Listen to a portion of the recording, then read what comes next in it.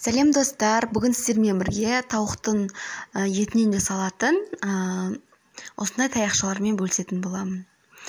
Менімен бірге соңына дейін көріп, видеомды тамашалаңыздар. Ең алдымен бізге осындай тауықтың төс еті керек, сүйексіз. Осыны жұқалау етіп турап аламыз.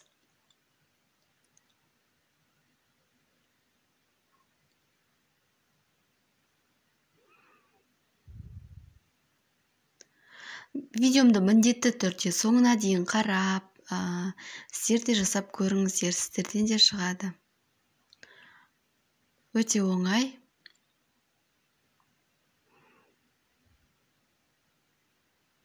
Кепсе жегілеріңіз кеп кеткен кезде де жасасаңыздар болады.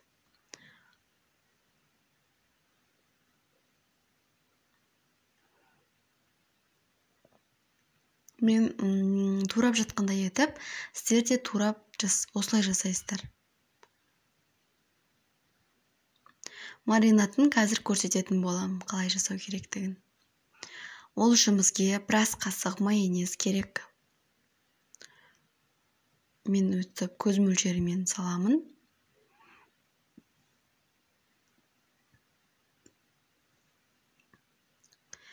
Кейін кетчуп болмаса, мен осындай соус қолдандым, чимчидің салатқа арналған біраз қасық олда.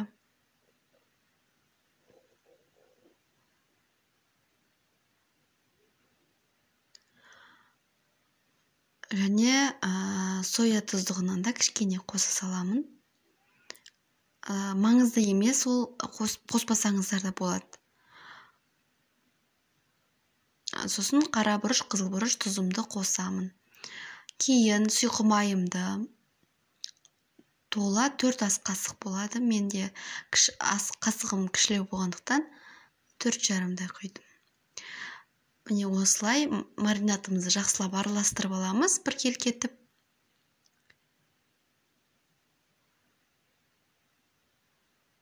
Әр түрлі маринаттар жасалады. Осы маринатпен жасап көріңіздер. Дәмді әрі жұмсақ болып шығады. Енді араластырып, жақсылап араластырамыз. Барлығына жағылғанша. Кейін холодильникке бетін жауып, бір жарты сағат, 1 сағатқа қойып қоямыз.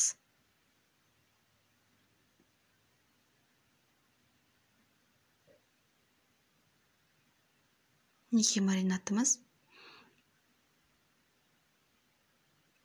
Мен осы бір төстен жасадым.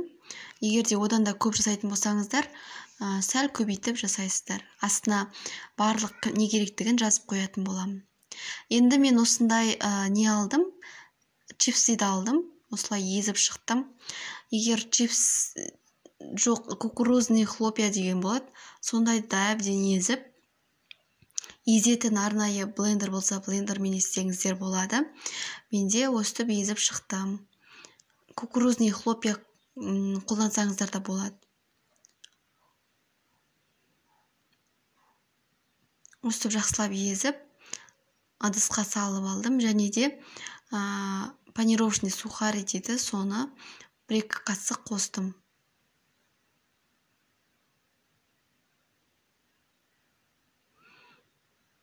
Сөйтіп араластырдым. Майымды қыздырып, отымды орташа отқа қойдым. Дайын болған маринаттарымызды енді біріктіретін боламыз. Сыртына жағып шығамыз.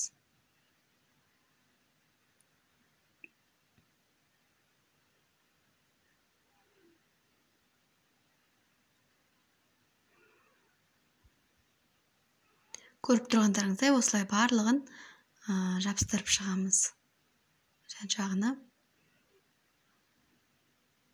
Сіздер бұл қалай жасайсыздар, өздеріңіздің қалай жасау жолдарыңызды бөлісе кетіңіздер. Мен осылай жасаймын. Өте дәмді болып шығады. Мінекей осылай барлығын жабыстырып алдым. Панировочный сухарьді қоспасаңыздар да болады. Мен аз болып қалама деп кішкене қостым. Енді майымызға жайлап саламыз. Майымыз қызып тұру керек міндетті түрде.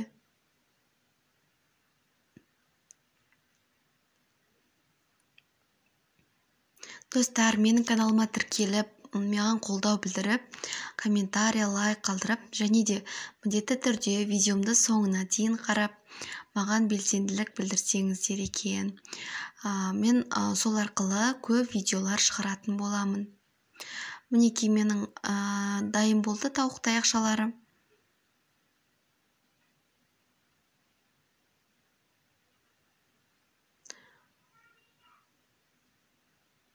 Осылайша барлығын үсіп қуырып аламыз. Көп қуырмайсыздар, бір ары кетсе 5-6 минут. Мінекей бәрін салып бір қуырып алдым.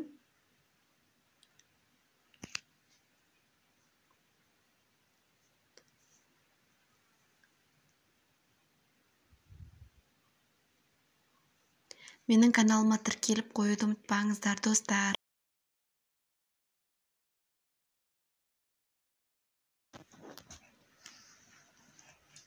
Мінекей достар, біздің тауық таяқшаларымыз дайын болды. Сіздерге де жасап көруге кеңес беремін. Өте дәмді болып шықты. Қазір ыстық болып тұр. Үйлеріңізде жасап көріңіздер.